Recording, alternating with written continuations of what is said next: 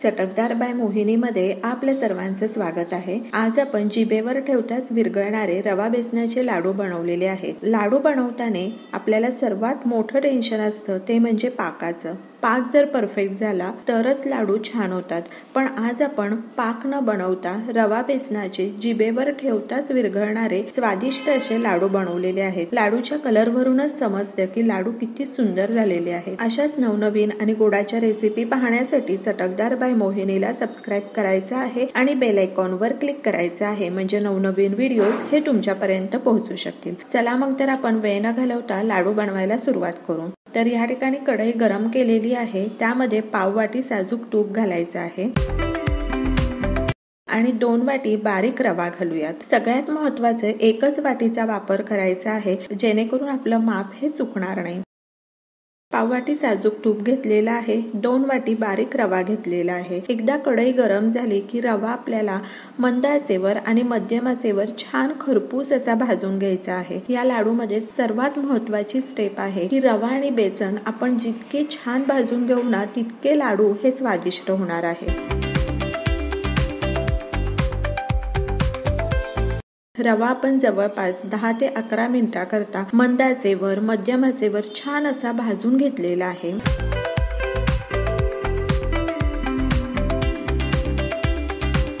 आता एका परातीमध्ये रवा काढून घेऊयात।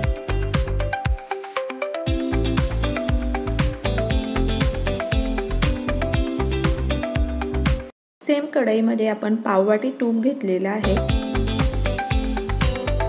आणि त्यामध्ये 2 वाटी बेसन घालायचं आहे। रव्याकरता जी वाटी वापरलेली आहे तीच वाटी आपण बेसनाकरताही वापरायची आहे। बेसनही आपण मंद आचेवर मध्यम आचेवर छान खरपूस असं भाजून घ्यायचं आहे। रव्यापेक्षा थोडा जास्त टाइम लागणार आहे, पण सर्वात महत्त्वाची स्टेप आहे की आपण बेसन जितकं छान भाजून घेऊ ना, तितके आपल्या लाडूला कलरही छान येतो आणि ते खायलाही स्वादिष्ट लागतात।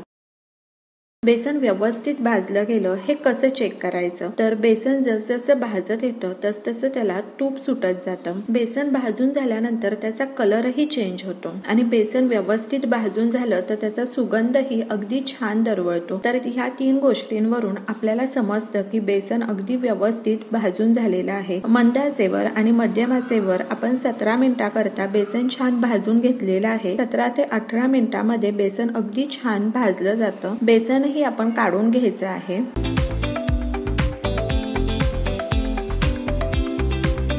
मिश्रण थोडं थंड होऊ देऊ, तोपर्यंत ड्रायफ्रुट्स फ्राय करून घ्यायचे आहे। तर हे लाडू असेच बांधले तरी छान लागतात, पण लाडू आणखी स्वादिष्ट बनण्याकरता आपण काही ड्रायफ्रुट्स घेतलेले आहेत। तुमच्या आवडीनुसार तुम्ही कोणतेही ड्रायफ्रुट्स घेतले तरी चालेल। सुकामेवा तुपामध्ये तळून घेतल्यामुळे त्याचा स्वाद हा जास्त वाढतो। अगदी 1 ते 2 मिनिटांकरता आपण सुकामेवा छान तळून घेतलेला आहे। तळलेला सुकामेवा मिश्रणामध्ये घालायचा आहे। 1 चमचा वेलची पूड घालायची आहे। सर्व छान मिक्स करून घ्यायचं आहे। मिश्रण पूर्णपणे थंड झालेलं आहे। सेम वाटीच्या साह्याने 3 वाटीभर आपण पिठी साखर वापरलेली आहे।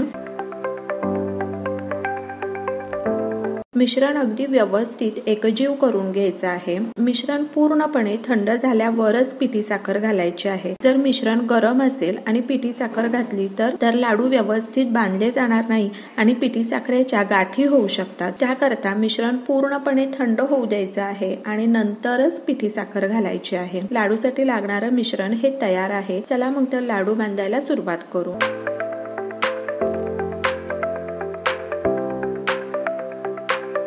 अगदी इझिली हे लाडू बांधले जातात, त्याचबरोबर ते खायलाही तितकेच चविष्ट लागतात। तर अशा प्रकारे आपले पाक न बनवता जिभेवर विरघळणारे रवा बेसनाचे लाडू तयार आहे। लाडू अप्रतिम झालेले आहेत। तर तुम्ही अशा प्रकारे लाडू बनवून पहा आणि मला सांगा कसे वाटले ते।